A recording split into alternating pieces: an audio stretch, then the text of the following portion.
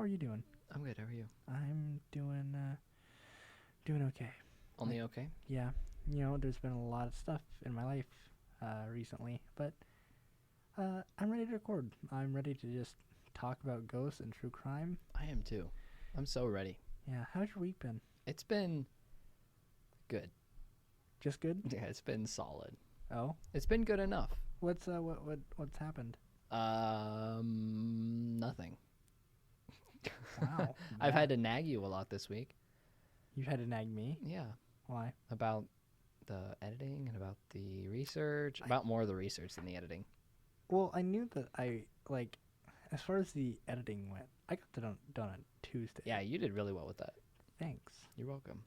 But the Um, research, well, I hear, is lackluster.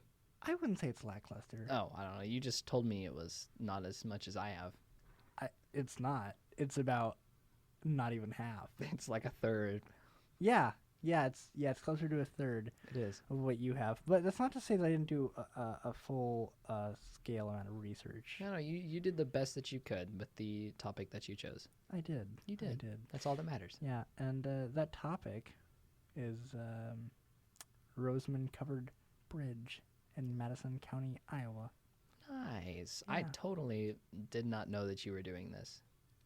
Really? I misunderstood what you were. Because earlier in the week, you asked me if I was going to do Missouri State Penitentiary at some point. So I took it that you were doing that for this week's episode. So I had to go and tell people that you're doing Missouri State Penitentiary this week. And now I have to go back and apologize to them. That's going to be a nice little surprise for them. Yeah, maybe. I think that they'll be okay with it. Trust me. They will, yeah, because you're going to talk about it eventually, won't you? Yeah. I just assumed that we were going to play that off as like a heavy hitter because there was true crime. Obviously, it's a penitentiary. Right. And there's Yeah, that could work. So who knows when we're going to do it. I don't. We're going to do Villisca Axe Murder House as a heavy hitter episode, too. Hmm. I can't wait for that. Is that what we're officially calling them, as heavy hitter episodes? I don't know. I'll be real honest with you. I've heard that phrase before. Oh, my So maybe, goodness. well, but like that's just what I've grown up knowing them as. Okay. Okay. All right. What should we call them? I don't know. Well, this is something we'll have to talk about off of broadcast. Well, let's make the name right now. Let's make the terms. So we people can't. We can't do it right now. So people are used to it. No, we'll do it. We'll announce it next week. Is that Fine. okay? Yeah, but I'm gonna keep in the part where you say we're gonna announce it next week. Okay. I'm gonna hold you to it. Okay. Okay. I'm ready. Oh, goodness. Add that to my checklist of things to be done. Yeah. All right. So. My name is Mason Arnold. We should probably introduce ourselves. We probably should. I agree. What's your name? My name is Mason Arnold. What's your name? My name's Tyler Bears. Oh, gosh. Pleased to meet your acquaintance. Oh, it's nice to see your beautiful face again. Oh. It's been a long week. So, It's been a week, I agree. weekend, a full week, just a full week. Yeah, no and onto it. Just been a full week. I was going to say a full week and a half, but that would It's make actually any been less sense. than a week since we've recorded, though. Wow. By like a few hours. Because we're on top of the game. We're on Like- top of the game. We didn't get distracted in the union very much today. Yeah. Very much. Yeah. Ian didn't stop by. Anyway, this podcast is about paranormal and true crime stories. Big steaming load. Yeah, big Steven Load. Big old steaming load of paranormal and true crime. All right, trucker Tyler. What are they listening to right now? What are the people listening to? The right wrong turn, of course. Of course. Oh, yeah, absolutely. What else would you be listening to? Nothing, because Nothing. everything else sucks. We're the only thing that you should be listening to. We're the first and only podcast that matters. We invented the term podcast. Yeah, we did. So Tyler. Yeah. Tyler. Yeah. Tyler. Yes, Mason. What are you talking about this week? I think I've already said that. Jeez. I don't remember. I'm sorry. Well, gosh. I have Maybe- short-term memory loss. Yeah. Good. It's all the concussions I've had. You've had one. I've had one and then a minor one. Oh, so you've had two. Yeah. You're really good at talking. I'm good at math. A podcast is really great for you. I'm good with maths. I got quick math. I got good maths. Oh. Anyway, What is it again? You didn't tell me when I asked you the second time. So now I'm going to ask you for a third time. All right, fine. Once again, I'll be talking about the Roseman Covered Bridge. Roseman Bridge. Roman, not the Roman Bridge. You stupid. I'm sorry. Have you ever felt a presence? Like you're being watched by the stillness of the air? You can't tell where it's coming from, but you know it's coming for you. It's getting closer with each passing second. No matter where you turn, it's right behind you. So close it could reach out and grab you by the neck and drag you to the deepest, hottest pit of hell. Wow. That was intense. That's kind of fun. The Roseman Covered Bridge is located in Madison County, Iowa. It was built in 1883 by Harvey P. Jones and George K. Foster. So it's pretty old. Wait, so the Roseman Covered Bridge? Is that what it's called? Yeah. Yeah, like that's the official title of it. Oh, it's not covered in Roseman. The bridge is covered itself. Okay, I get you. Okay. Yeah. I thought Roseman was like a vine or something, and it was covered in Roseman. Oh. I was going to ask you about it eventually, but I just was nervous. Oh, yeah. No, I got you. And with it being so old, though, it's actually been renovated. Right. It was renovated in 92. And 19? yeah. Okay. Yeah. Sorry, I should probably mention it. Because before it was built in the 19th century. So, yeah, in the 20th century, it was rebuilt. Or not rebuilt, but like renovated. Yeah, there you go. And it cost over 150,000 Gwop. That's quite a lot of guap. That is quite a bit of Gwop. Maybe that's the title of the episode. Quite a bit of Gwop. Quite a bit of guap. Oh. After that, in 1995, Meryl Streep and Clint Eastwood were in a movie called The Bridges of Madison County. Yeah. And I read the description, and this movie sounds like it's a documentary between Eastwood and Streep, and they're just walking across all the bridges in Madison County, Iowa. Just talking about Are you bridges. kidding? I wish I could make enough money and be famous enough where I could just walk across bridges in the Midwest and earn millions of dollars from a movie that I made about it. No, and people just pay you to just talk about bridges, walking over bridges. That's in Iowa. garbage. Where do I sign up for that? Oh. No, but I actually read the description, and it sounds like a heart-wrenching film about two people that were meant to fall in love, but were a little bit too late for each other. It's like they already had previous engagements. Like when you're at a pizza buffet and you see your favorite kind of pizza, but then you look down at your own plate and you already have 7 slices and you're feeling kind of insecure about it already. 7 slices on one plate. Yeah. And Okay. so Okay. you just go and sit down and you deal with it and you just eat your sad little pizza. Yeah, but that's not how that movie went, though. Oh, yeah. Yeah, no, I don't think they... I bet they fall in love at the end. Maybe. I haven't seen it. I am willing to bet. I haven't seen either, but I'm willing to bet you a whole lot of guap that that's how that movie ends. The really famous part of this bridge actually comes within the first year of it being built. Okay, wow. Yeah. Right off the deep end. In 1883, a nameless convict, and this is where I really did try to go more in depth with this because there's such a little amount. Right. But I couldn't find his name, and I couldn't get the name of the sheriff, and I couldn't get the name of the people following the sheriff that were trying to catch this convict. Okay. Anyways, the convict had escaped the Madison County Jail only to run to the bridge. And once he was in the middle of the bridge that crossed Middle River, he was surrounded by the posse, by the group of people that were closing in on him from both sides. Like the police? No. Or was it an angry mob? Well, see, and I thought that was more like the police, but from all reports, they kept using the word posse, and I was like, what's up with that? Well, it's because... that it was one sheriff and a group of angry people. Oh, yeah. So the convict was Frankenstein then. Yeah, kind of. Oh, by the way, Frankenstein was the doctor's name. Frankenstein's monster is what the monster. Yeah, Yeah. I'm dumb. Sorry, Mary Shelley. Anyway, the really important part to remember here is that the Roseman covered a bridge. The bridge is covered. Okay. Yeah. In what, Roseman?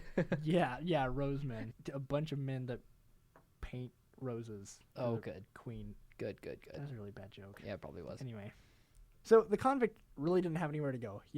People were coming in from both sides. The only place he had to go was up. He could turn into Spider-Man, jump up on the ceiling, and crawl past everyone like some crazy man. Anyway, that's not what he did. Did he jump off the bridge? He couldn't have, Why not? because it was covered. Have you seen a picture? Oh, it's one of those bridges. Yeah, it's completely surrounded. Okay. Yeah, no, it's not like the one here on campus. You know what I'm talking about? Yeah, where there's openings in it. No. Yeah, no, Okay. there aren't any openings. I get you. in I there. get you. Once he was surrounded, a member of the group of folks, police, and a group of helpers. An angry mob. Yeah. Well, I came up with this fantastic word while I was writing because there's police and folks. Polks? Oh, like the president, James K. Polk. Yeah, like a group of James K. Polks. Yeah. Yeah, kind of like that. Just like a lot of doppelgangers. This story is getting wild. I know. We've got to get back on track. So this convict that was born without a name is now on a bridge, is completely covered in Roseman, and is being chased by a mob of angry presidents. I love this story. And there's ghosts involved later, too. And there's ghosts. One of the Polks fired a shot, and other reports say that there were many shots fired, which ended in a few injuries, and I feel that one is a bit more believable, but I don't know. The convict let out a horrible shriek when he was shot, or did he? Or was did he even shot? And you might be a little bit confused. I'm very confused by that. We might not ever know. Once the Polk got to where he was supposed to be, he had completely disappeared. Are you kidding? He was gone. Oh, man. I didn't expect it to go this way. Really? I just assumed that you had already heard of this. Nope. In my head while I was writing this, I'm just like, he already knows. Nope. I didn't even know what a Roseman Covered Bridge was. Yeah, true.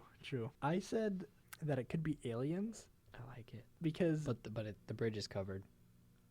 But some reports also say that people saw a beam of light shine through the bridge, and he actually went through. Like, I'm not kidding. It could be aliens. I think it's aliens. That's garbage. Well, so what? Did they just materialize him and blast him up in little particle ray? I don't know anything about how Maybe they're aliens. How would they have gone about that? It wasn't aliens. We're just going to... Maybe the convict was a magician. Maybe the convict was a ghost. Maybe. Or maybe the former presidents were just insane. That's possible. And dead. Though they also weren't presidents. They were just a bunch of angry town folk. Oh, right. They weren't actually polks.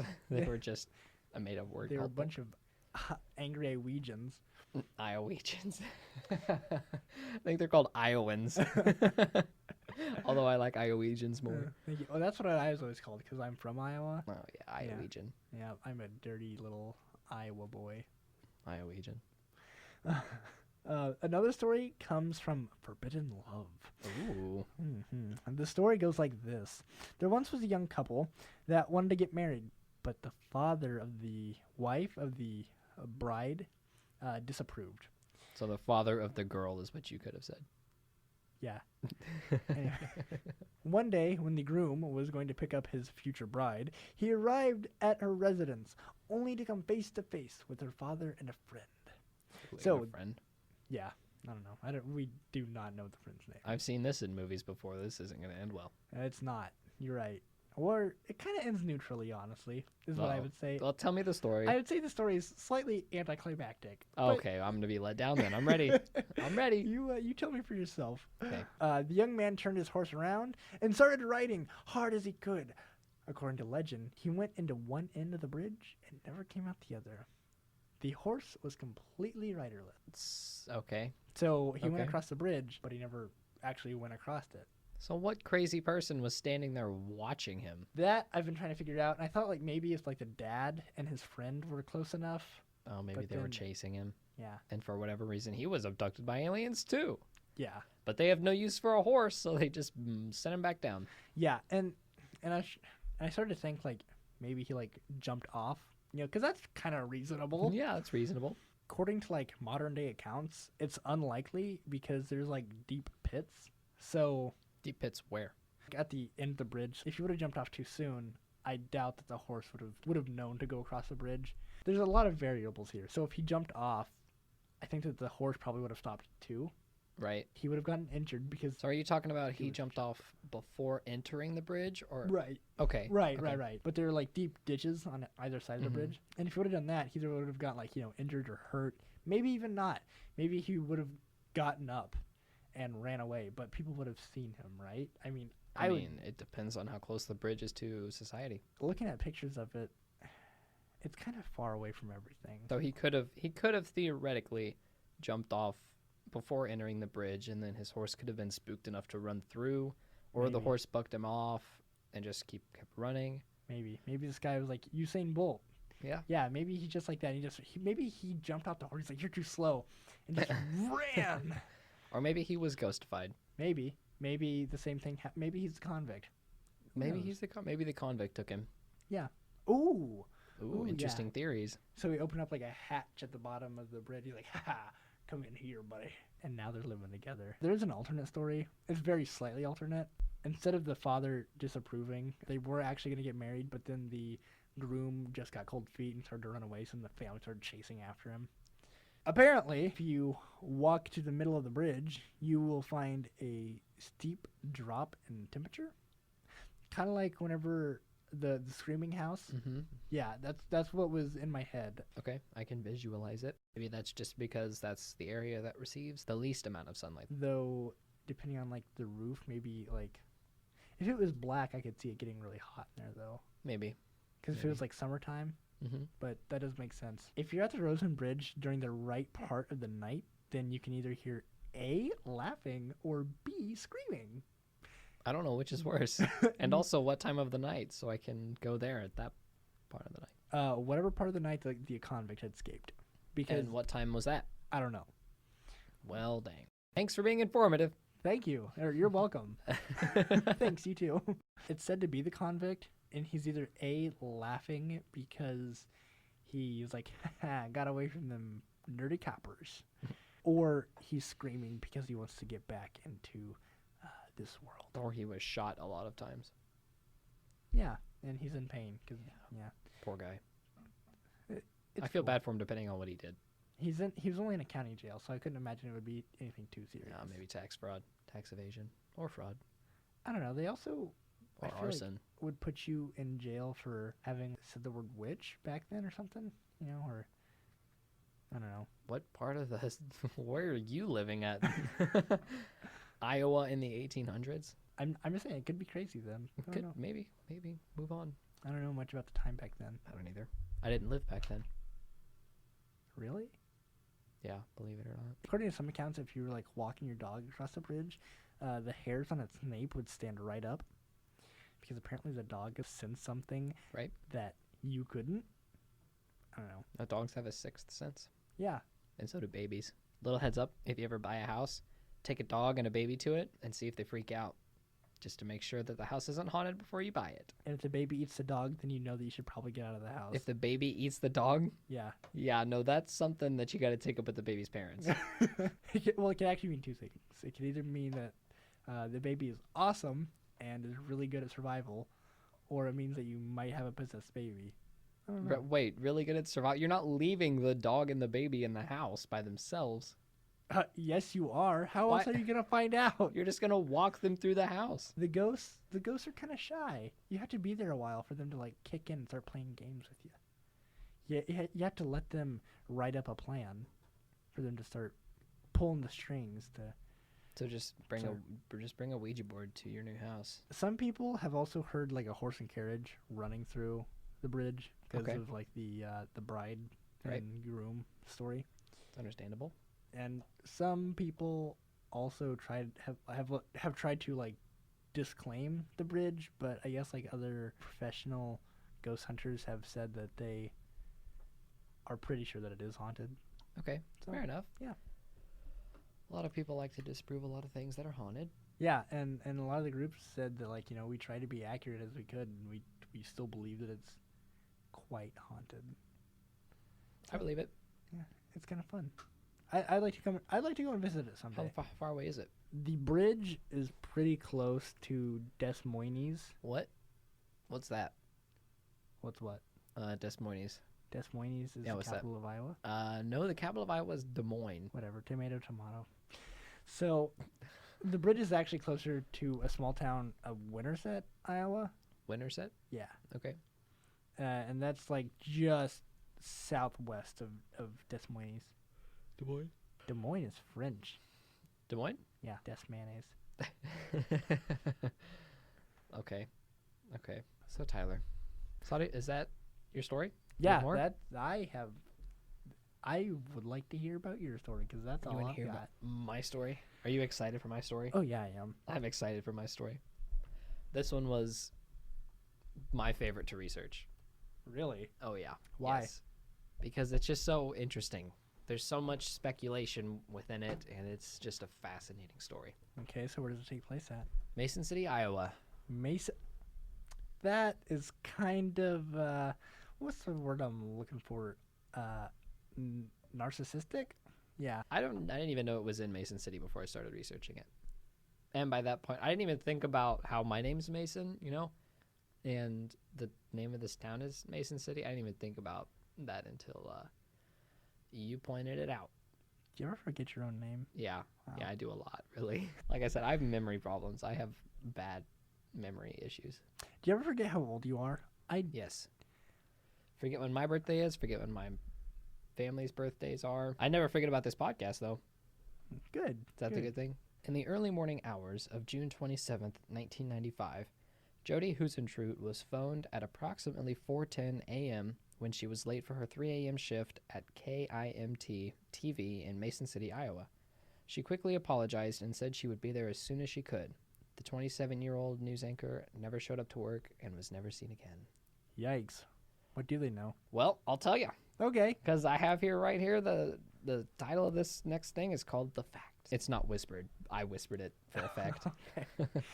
I don't even know how you could type whispers on Microsoft Word. Italics. Yeah, okay. I like it. But in small text. Yes, like 3-point font. I like Yeah. it. Okay. Jodi Huisentruit was born on June 5th, 1968. That her birthday is going to be important later. Her family had her legally declared dead in May of 2001. She grew up in Long Prairie, Minnesota, and I watched a documentary over her. It was like a 13-part YouTube documentary. Don't worry, they were each like 3.5 minutes long each part, so it wasn't an hour long for each part like I thought it was going to be. And they said that Long Prairie was a very small town. How small? They said actually very small town. It was a very small town. You wouldn't expect anybody big to come from it. And then I waited like, okay, so it's going to be like the size of my town. And then they said 3,000. I love city slickers. I know. That They're think so that- naive. I love it. My graduating class was 23. And mine was actually larger than that, surprisingly. But like in my entire high school, there were only like 62 kids. Yeah, there wasn't very many in mine either. Yeah, It's a grand total of maybe 80 in Yeah. my high school. And 80 is a third of what most graduating classes are in bigger towns like 3,000. 3,000 is a big town to me. Well, yeah, and Maryville's like what? 16,000? 15, 16, something like that. I don't know, because there's a huge influx whenever. College season happens. Her parents were named Maurice Nicholas Huisentruit and Imogene Anderson Huisentruit. The father, Maurice, lived from 1920 to 1982, and Imogene lived from 1923 to 2014. Wow. Was 91 years old. Wow. Yeah. Gosh, that's a long time to be living. It is.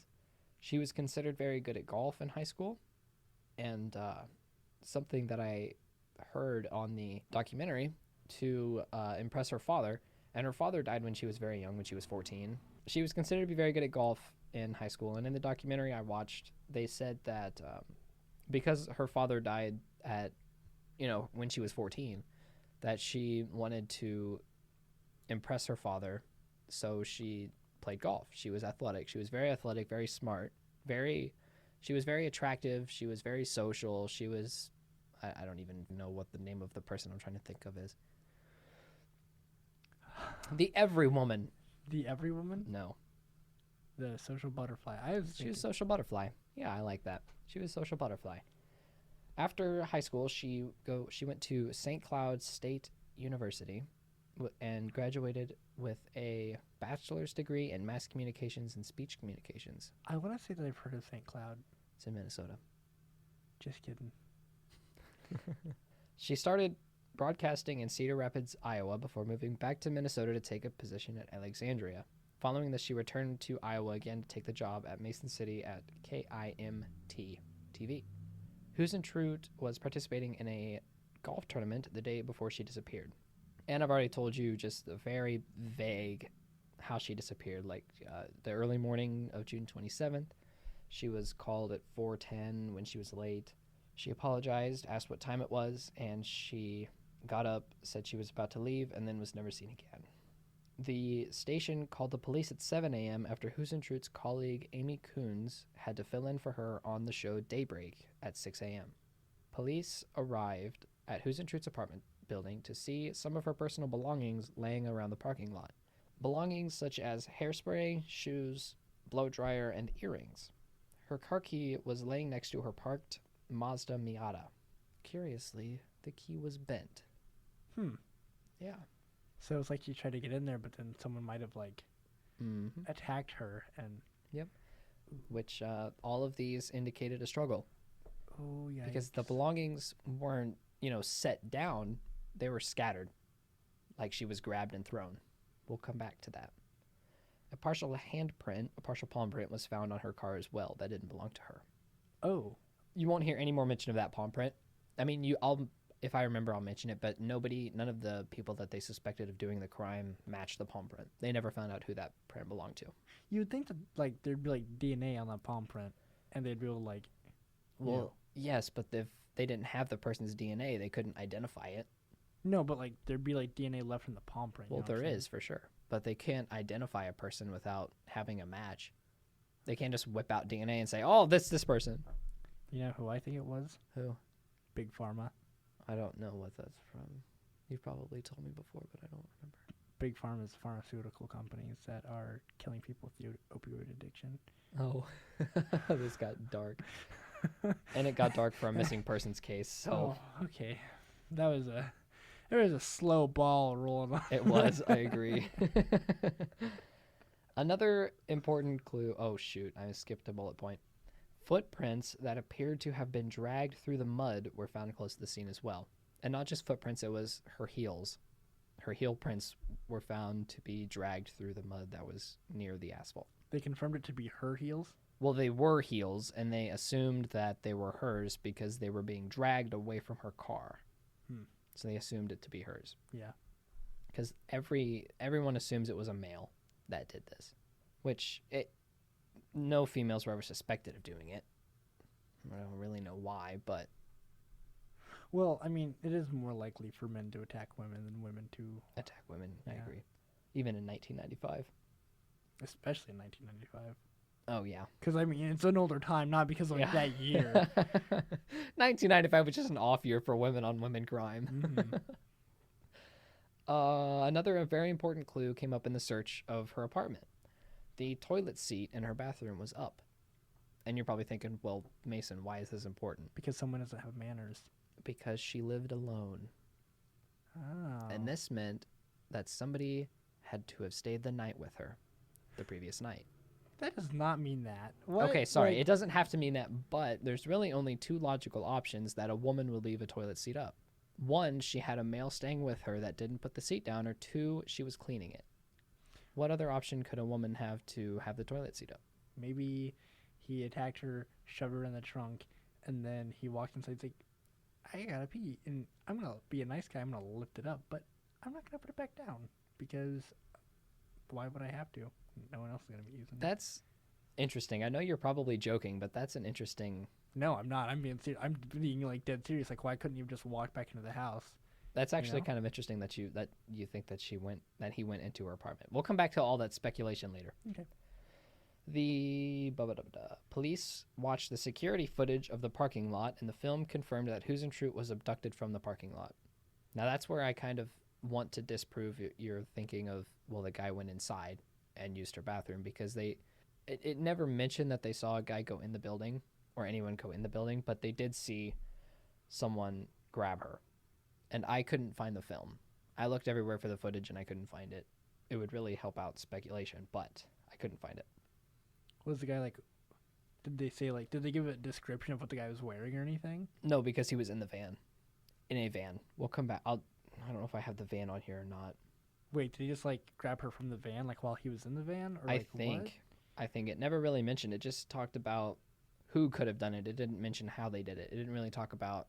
The documentary really didn't talk much about it. And then I listened to a podcast about it, and they didn't really mention how it happened. And most of the sources I read didn't talk about how it happened. They just talk about who could have done it. What podcast did it? I don't remember the guy's name. It was a radio station in Minnesota that conducted it. It was like an 8-part series. Witnesses could say that they heard a car screech to a halt in the parking lot, and they heard Jodi yell, "Don't," followed by a name and also a female's screams. This indicated that she may have known her attacker if, in fact, she yelled out a name. But we'll come back to the speculation. Did they know what name she called out? We'll come back to the speculation. And no, there wasn't ever a name mentioned. They just thought that it might have been a name. No one called 911 following this event. None of the witnesses. They heard the screams. They were like, Those are good friends. yeah, no kidding. Those are the friends. Those are the neighbors that I want. Yeah, They hear screams. Don't call police, please. Don't worry about me. Don't worry. Don't ruin my good time. A key witness said that he saw a white. Here's the van part. He said that he saw a white van with its lights on in front of Jodi's apartment prior to her disappearance. Amy Coons, her colleague, thinks she knows who did it, but won't tell the media for fear that her life is. Oh wow! For the fear of her life that she is correct. For fear of her life if she is correct. So she's afraid for her life if her theory is in fact correct, that the person that did it will come back for her too. In this documentary, it was an interview with her in the documentary, and the documentary came out in 2004. Wouldn't you think that like she could get some like protection and whatnot? She told the police what she knew and who she thinks did it, and the police looked into it, but really either didn't do much about it or didn't find any promising leads with that. Wait, so she did eventually tell people? No, she told the police, but she told the police not to air it out. That seems like really strange. Like you would think that if they knew, if they had an idea, then they would have to tell her. Or they'd have to tell people, like they'd have to go forward with the investigation. Well, yeah, but they don't have to necessarily air their dirty laundry, like anything like that. Well, no, but okay. They don't have to tell everyone that they're doing an investigation. If I saw you murder someone, and I go to the police, and I'm like, "Hey, Mason just killed someone, but don't get him, okay? I don't want to be in trouble for that." No, they looked into the guy that Amy thought did it, Mm-hmm. but they didn't have enough evidence to pursue it further. Okay. So it's not that they ignored her completely. They just didn't have any evidence to pursue her theory. So then why was she even afraid? I mean, I don't know. Like, I guess I just don't get her. Prior to her disappearance, Jodi reported to police that she felt like she was being followed. And it went so far as to she intended to enroll in self-defense classes before she disappeared as well.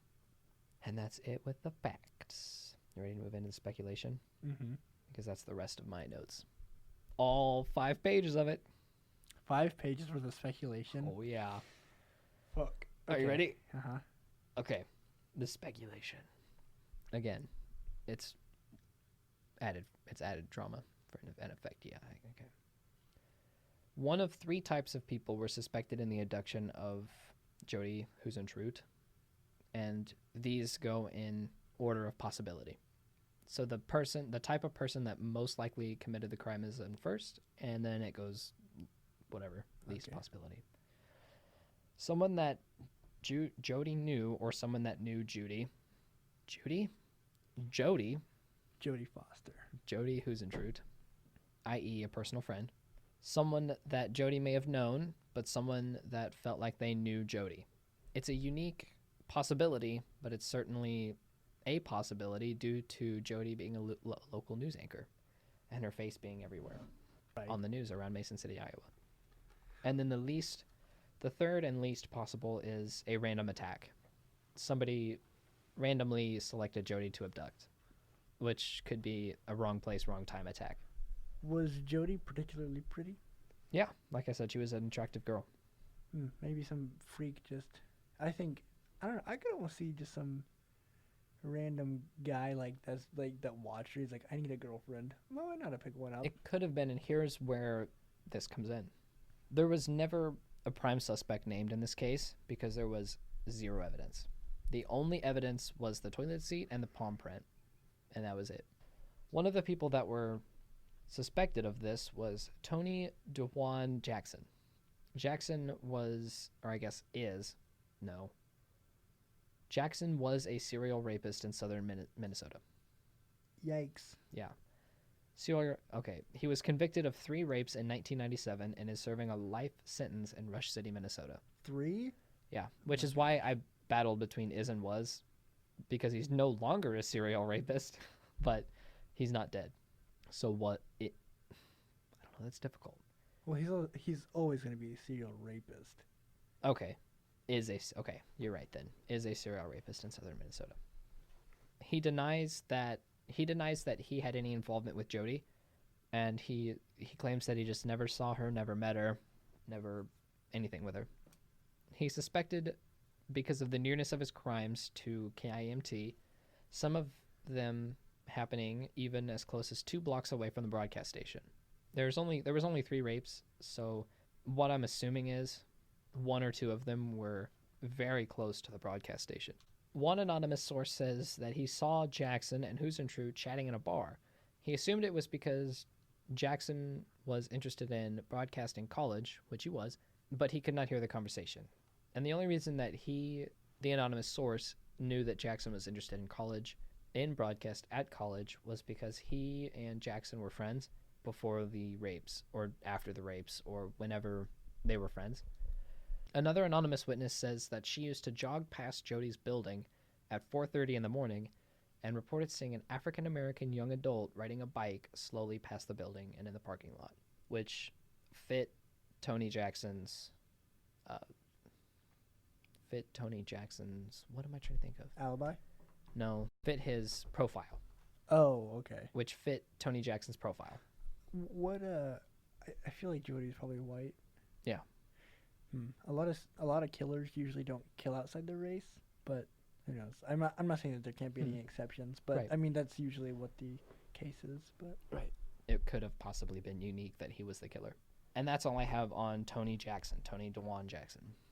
The next possibility, and these aren't in any particular order, like the type of people that could have abducted her were. These are just some theories that could exist. Jesus. Okay. Are you looking at how much you have? I was looking at. I have the speculation, and then I have my speculation, and my speculation's like a page and a half. I didn't realize I typed that much for it. The next possibility here is a drug ring. One rumor says that Mason City, Iowa, has a dark undertone of drug dealing. Rumor has it that Jodi was either conducting an investigative report on the drug trade, or she overheard a conversation about the drug trade. Either way, she was stalked and abducted to keep what she found or heard quiet. One big clue to this theory is that Jodi always carried a briefcase and a purse with her, but neither were anywhere to be found amongst her personal belongings that were strewn across the parking lot or in her apartment. So they're just wait. So why do they think that she was involved in this, in the drug ring? Because she could have overheard a conversation or was conducting an investigative report into the drug trade. Because she was a reporter and a news anchor. Did you miss that? I kind of spoke fast, did I? I just missed it. My ear started to hurt and like. Oh, you had to take your headphones off. Okay. I may have to slow down speaking too. I thought I was going too fast. Another big hint as to this could be the possibility is the drug kingpin in Mason City around and the surrounding areas was Dustin Honkin. Honkin, yeah. That. Well. Yeah. I want to talk about Honkin. Yeah, let's not. Honkin is serving a life sentence for 5 murders. Wow. Yeah, not the drugs, the murders. The big clue comes into this. He was brought up on drug charges before, but they were dropped when a key witness failed to show up to court. The witness, along with 4 other people, including 2 children, had also mysteriously vanished, and their bodies were found in 2000 scattered around Mason City. And it was Kingpin who did it? Kingpin who did it. Was he like Kingpin from Daredevil? No. Dang. That would Nope. make him a little bit more It likable. was Dustin Honkin, who I don't know if he actually committed the murders, but he was involved, and they got him for it. He's serving 5 life sentences.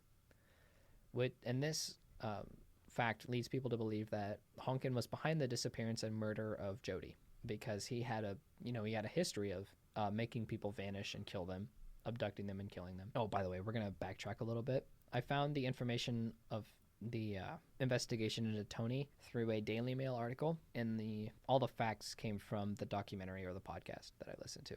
The drug ring came from the documentary as well. Now, this next one comes from a Reddit post that I read, which isn't, reliable by any stretch of the imagination, but I thought it was interesting. I thought it was an interesting take on the case. It was something that was never mentioned. I've never heard of it when I was researching other places, so I thought it was it was just a neat change. So something that you've never heard before, and it's on Reddit. That sounds reliable. It does. I said it wasn't reliable. I know. It was just an interesting take on things. Around 1995, construction work was finishing up on a new wing on the Mercy Hospital in Mason City, or nearby. One rumor states that someone wanted her dead, Oh no. perhaps tying into the drug ring, or perhaps it was just a vendetta. To make sure she was not found, she was taken and killed within the same hour. Oh no. Because the hospital wing was new enough, not very many people had occupied it yet, especially because it was 4:10 on a Tuesday morning. Rumors say that her abductor was someone who worked in the hospital and knew it well enough to have access to the incinerator in the basement. Do you know where this is going? They burnt her up. Yes. Oh no. Yep, they put her in the incinerator nearly 23 years ago. Townspeople claim they know exactly who the man that did this is, but won't report it because there is not any proof to back up the claims. That makes me angry. I know, I read that too and thought it was fishy. Well, but this is also from the Reddit post. So Yeah. It very well couldn't be true. But if it is true, that's not good. There wouldn't be, you're absolutely right. That's not good. I understand why they wouldn't want it to come out. If they have morals, then I can definitely understand why they wouldn't want it to come out, because then there's going to be a manhunt for this guy. Or, if there's not any proof to back it up, then it's kind of just an empty words. An empty theory. An empty theory. An I empty totally word. trailed off there for whatever reason. I don't know why. I think I'm actually getting worried for you and your mental health. I might be too. The next and final person I have listed here goes by the name John Van Cise. John Van Cise. John Van Cise was, wow. Okay, so the first bullet I have here is John Van Cise was one of the people suspected. Thanks, Mason, for that obvious statement. Appreciate it. Obviously the most casual observer. No kidding. He said he was the last person to see Jodi alive. He and Jodi were really close before she disappeared. The night before she disappeared, Jodi and John watched a tape of the surprise birthday party that John threw for her on the 5th of June. That's kind of weird. I mean, Why? He threw a surprise birthday for her. yeah, but then he and her watched the tape. How long ago did you say your birthday was? What? It was on the 5th of June, and she disappeared the 27th. So they watched it on the 26th.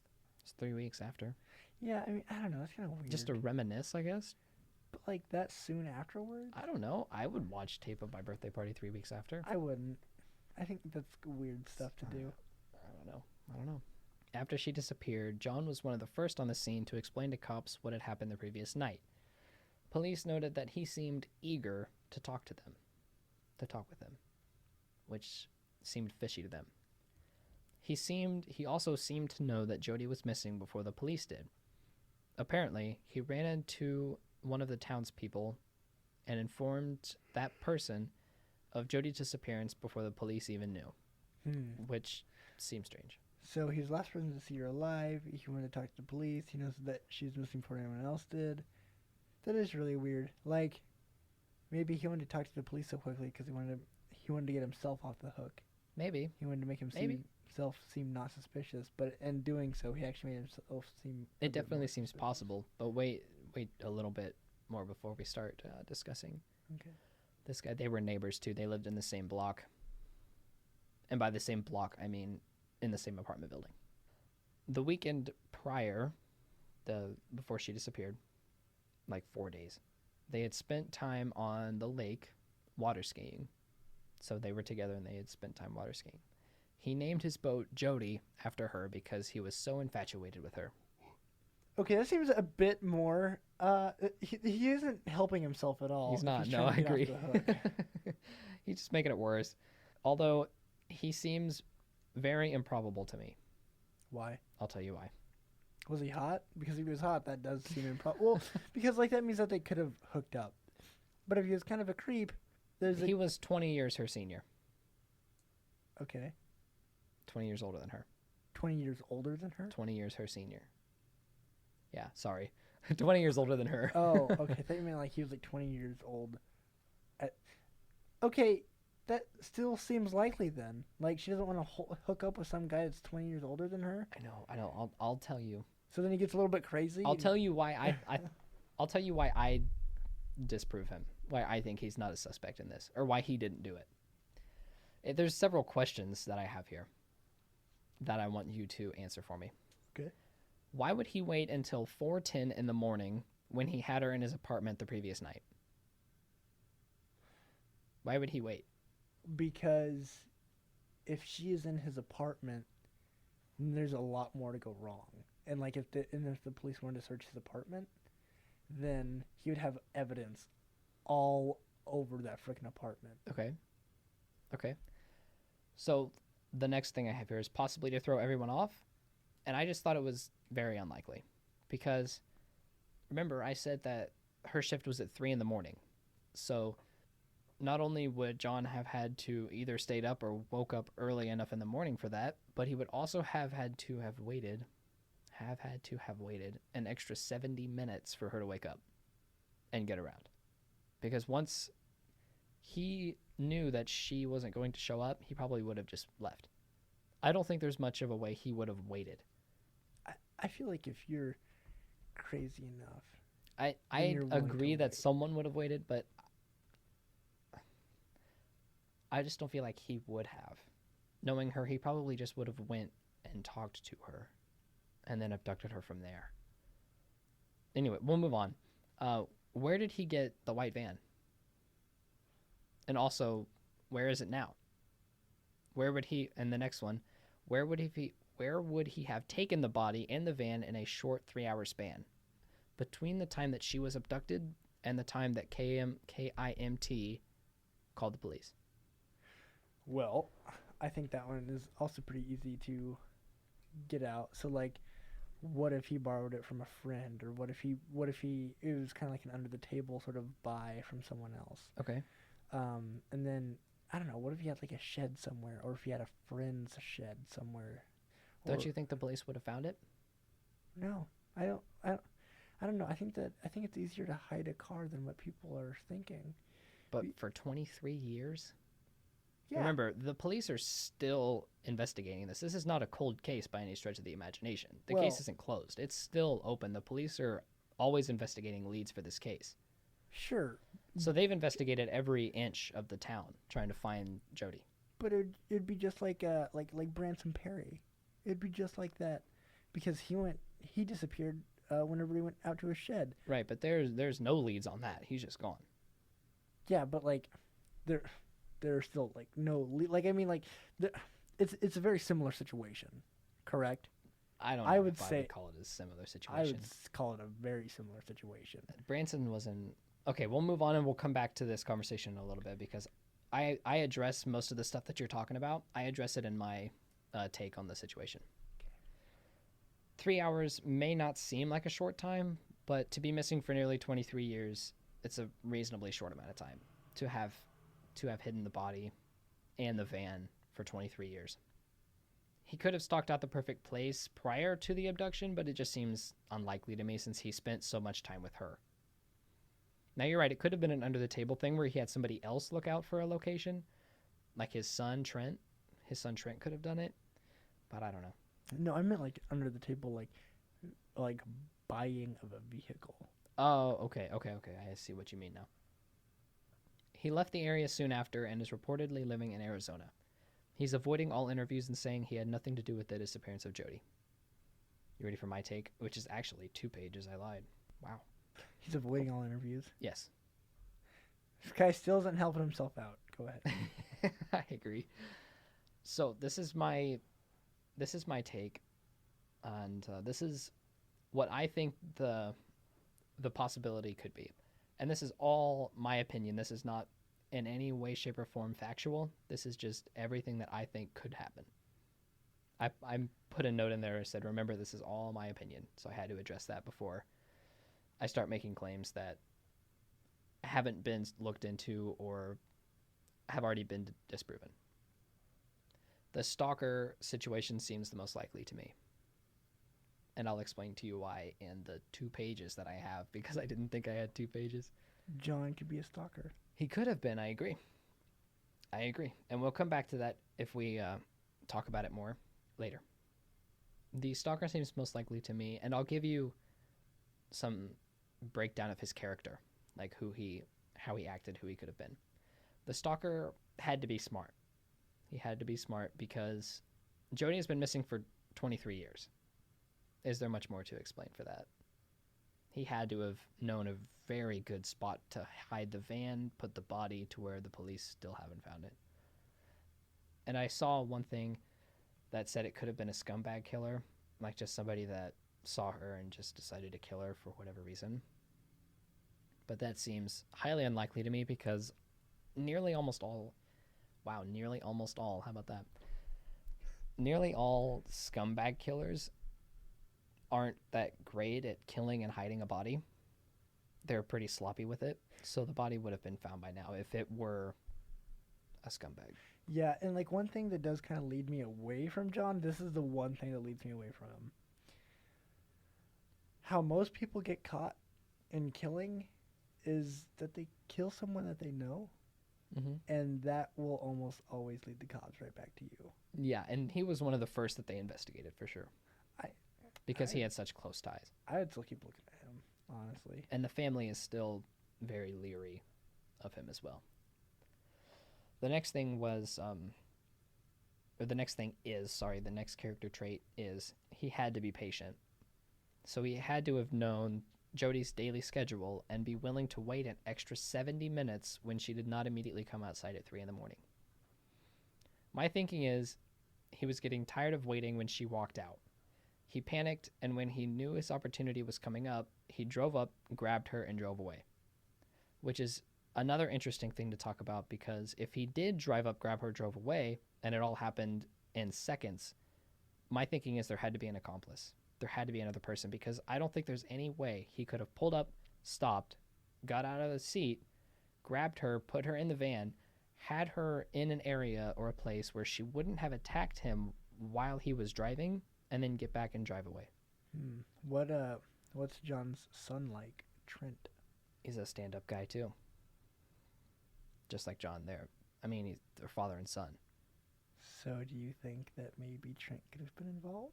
He could have been, yeah. He and Jodi knew each other. He and Jodi talked. He and Jodi liked each other. It could have happened, yeah. Definitely. This probably wasn't the first time he had watched her. He had probably watched her in the parking lot from the exact spot that he sat several times, just so he knew exactly when she came out. And remember how she felt like she was being followed? Yeah. That might have been it. How the stalker was sitting in the parking lot waiting for her each morning, and he probably sat there like, this is my morning, this is my morning, this is my morning, but he just couldn't do it. And then he panicked when she came out late and just went off with it. So he was patient and impatient in the same token. Same token? Yeah. Is that not a saying? I don't know. I've never heard of it. Really? I think I say it more often than I think I do. But maybe it's not a saying. Maybe I heard it. I think I say it more often than I think I do. Yeah. You're full of contradictions. I know. I'm always full of contradictions. That's half of my speech. It's contradictions. Okay, my next character trait. He is or was very brave. And I say is or was because we don't know if he's dead or alive. We don't know who he is. Why? Why would he have had to been brave? Because he abducted Jodi around 4:10, 4:15 in the morning. And why is Why is this important, you are thinking? Yeah, because 4 o'clock in the morning doesn't seem like a very brave time to be snatching someone up. Right out in broad daylight, that is the time to be snatching someone up. Now, let me feed you this little tidbit of information here. The sun rose at 5:35 a.m. that morning in 1995. And if you're outside before the sun rises, it starts to lighten up sometime before the sun actually rises. Yeah. Have you noticed that? Yeah. How it gets brighter as the sun gets closer to rising. So it was bright out. It wasn't super bright, but it was bright enough where you could see a face, see a license plate, see a van, see something. Hence why he panicked. Because he knew he could be seen. Maybe the van didn't even have a license plate on it. Maybe it didn't. Maybe it very well. Well, if it didn't, then the police would have seen that. Maybe. It depends on how long. I see people driving without license plates all the time. Yeah, it doesn't mean that they don't get stopped by police. You just don't see it. Maybe if he was quick about it. I don't know. Maybe. But if he was quick about it, where would he have gone to hide a van for 23 years? That he would have. Because if he were quick about it, it would have had to been in the city somewhere. And I know I say all this stuff about it hasn't been found in 23 years, but I'm not saying it couldn't have been moved at a later date. I know I just thought about that because I didn't think about that previously, but the van and the body could have been moved afterwards. He could have hit it and then came back for it later and moved it. Why would he have had to... Oh, actually, okay, you know what? Let's talk about that a little bit more. Okay. So, yeah, he goes and he hides it in a place. Within that time, he kills her. He does whatever he wants to do with her. He puts license plates on the van. Then he takes the body. Maybe he even... This is getting... This will be a little bit of a stretch, but maybe let's just stick with the incinerator situation. Okay. Okay, and he burns her up. I don't know. Right. But even if he doesn't, and he goes and hides the body somewhere else, like, I mean, he has the license plates now. He can go and hide wherever he wants to. Then he gets a boat, and he names it after his biggest high, his biggest orgasm, and rides that everywhere. Okay, let's go back to the license plate on the van. I can see that happening where he gets license plates and drives away, but it depends on how quickly the white van theory came out. Because people are going to be on the lookout for a white van, and if they see a white van and they see license plates on it, they're going to report the license plates, regardless of if it's the actual killer or not. So they were on the lookout for white vans everywhere. So it depends. I like the theory, but it depends on how quickly soon after the van theory came out. And it also depends on how quickly he gets the van out of Dodge. Yeah, that's true. You know, that's true. because I mean, I don't think that he would have just been... What's the word I'm looking for? Footing around. Right. You know, I don't think that he would just be like waiting. He's like, yeah, it's been about a week. I think I'm gonna start going out. Which now. ties back to the fact he had to be smart. Yeah. Hence why he panicked. Okay. And the next character trait I have here, he was the jealous type. It's possible that John Van Cise spent the night with Jodi before she vanished. John said that he was with her, but he did not say that he spent the night. But it is possible that he did, and he told Jodi not to tell anyone, or Jodi told him not to tell anyone, because her family described her as not someone who would have done something like that on a whim. She was okay, I don't know for sure, but they described her as someone who would not have slept with someone or spent the night with someone just out of nowhere. Actually, yeah, you told me that he was 20 years older than her. Mm-hmm. After the fact that you told me that her and Tim had watched that birthday party video together. Right. Was he the one that threw the birthday party? Yeah. Mason, he's a creep. He is such a creep. He's got to be the one. We don't know that. Sure, They were okay. Her family liked John prior to this. Her family knew about John. They had spent time together, and her friends liked John. John's son liked her. They all knew each other. They all liked each other. They all spent time together. I don't want to... Okay, this is... BTK was a church-going, athletic guy. Mm-hmm. He led the life that makes you wonder, like, how does that guy get how does that guy sleep? He does so much. He's so active in his community. People liked him. People Yeah, of loved course. him. Turns out that he found himself, getting off to little girls that were being hung. Right. And And I'm not completely saying that John wasn't the killer. I just don't think it was him. everything points to him, though, man. I just wait for the rest of my speculation. Okay. Just wait for the rest of my. And it may not change your mind, but it might. We'll see. It is possible that John spent the night. Yes, the stalker had to have known about the relationship between John and Jodi, which would have upset him, given he was the jealous type. My suspicion is that he even could have attended the surprise party for her, the one that John threw. And this would suggest that John and Jodi. Okay, Jodi. hold on. This would suggest that the stalker knew John and Jodi, which would hint back to the witnesses hearing a name, which means he knew Jodi, which is the next one. This is the big one for me, I think. Okay, no, I have two. I have two more traits left, and they're not necessarily character traits, but just different facts that different speculations that I thought were really important to my claim. If Jodi truly yelled out "don't" followed by a name, she would have known the person who abducted her. The counter to this would be she was struggling to get into her car, which left her key bent when she pulled away into the van. When she was pulled away into the van. Now she could have. Okay, we'll come back to that too, because I think this next part that I have is very, very important to my theory. When she was pulled into the van, which also could have thrown her belongings out of her purse and her earrings off of her ears, because she was not prepared to leave her house, so she did not properly sort all of her items in her purse and properly fasten her earrings into her ears. Another interesting tidbit about this is the walk from her door to her car was about 10 steps. Uh-huh. And I know that because in the documentary that I watched, the investigator walked from her door to where her car would have been parked. And in that, it was only about 10 steps from her door to her car. And this is important because that means that the van was either blocking the path to her car or had pulled in front of Jodi as she was walking. If there was no accomplice, the van would have almost certainly have to have been sitting there prior to Jodi walking out, which coincides with the key witness's story that the van was sitting there with its lights on in the parking lot when he saw it. What does this mean?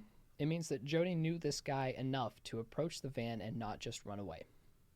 If there was an accomplice, however, it is still possible she knew him and possibly the accomplice, but it's less likely. Why? Because the driver of the van would have had to pull in front of Jodi's car, risking hitting her, because remember, it's a 10-step walk, so it's not very far.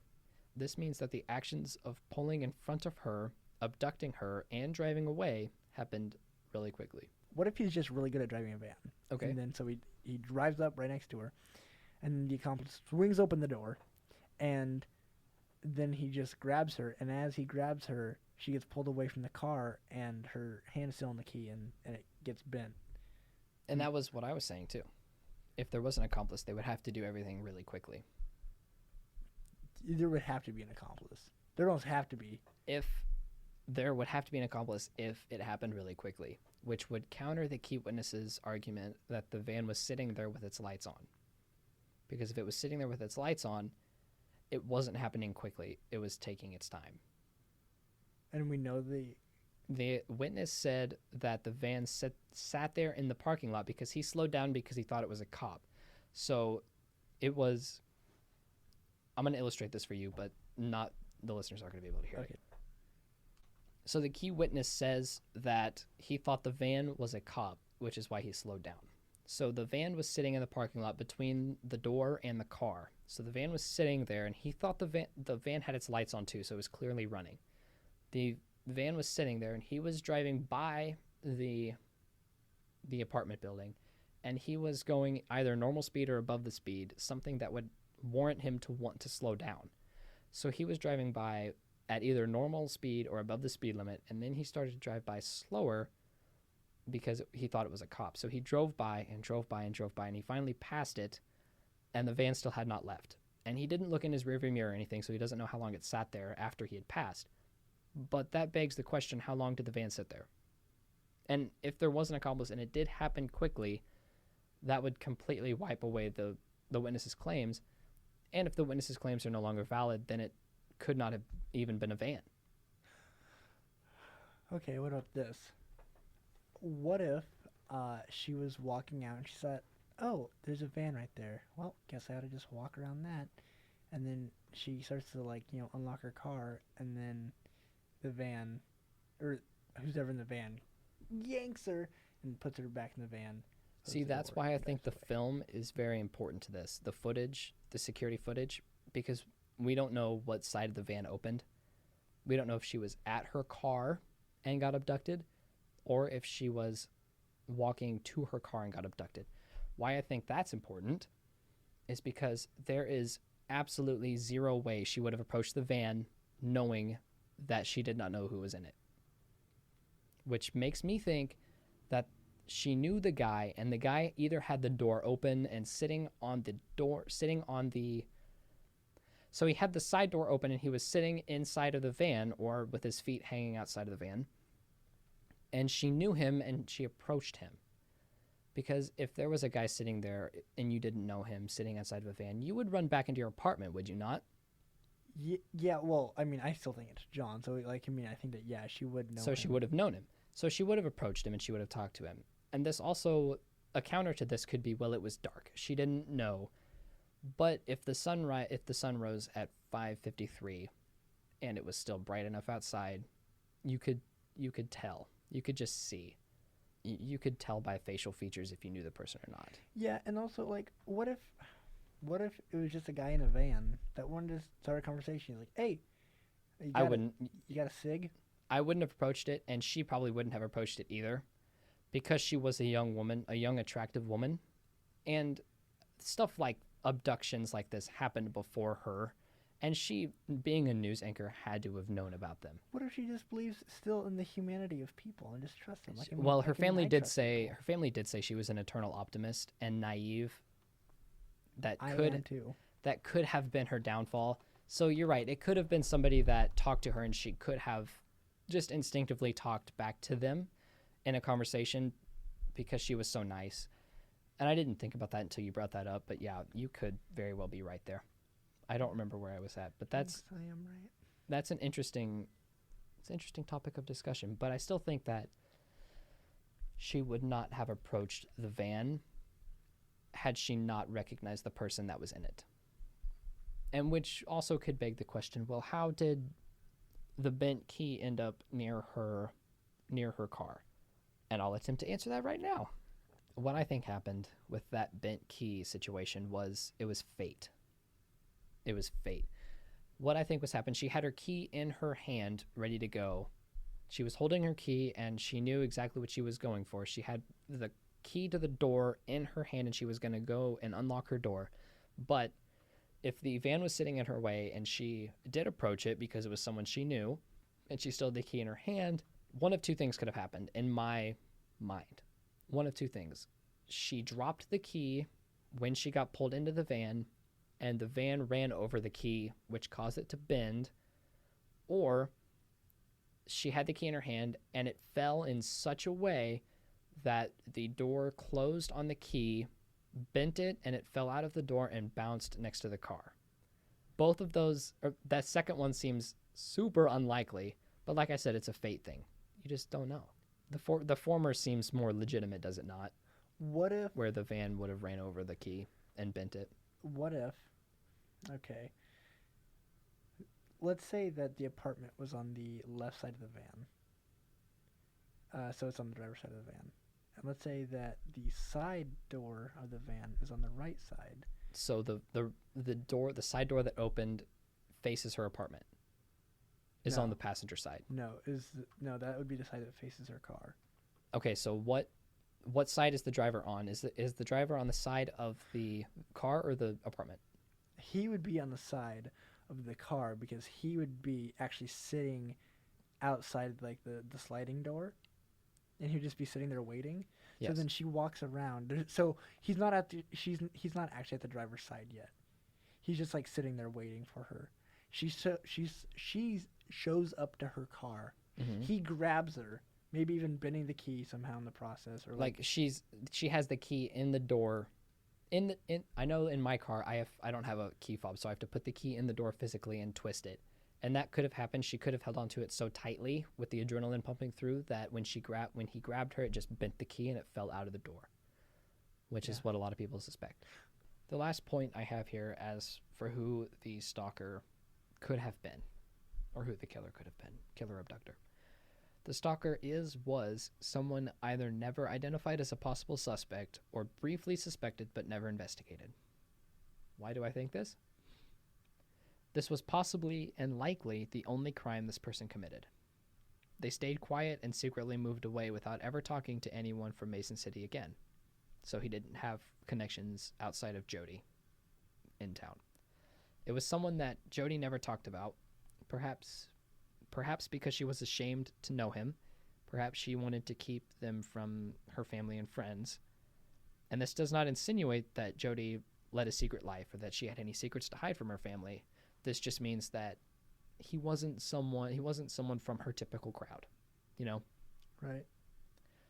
Perhaps they just recently met and she wanted to know them better before introducing them to her family and friends.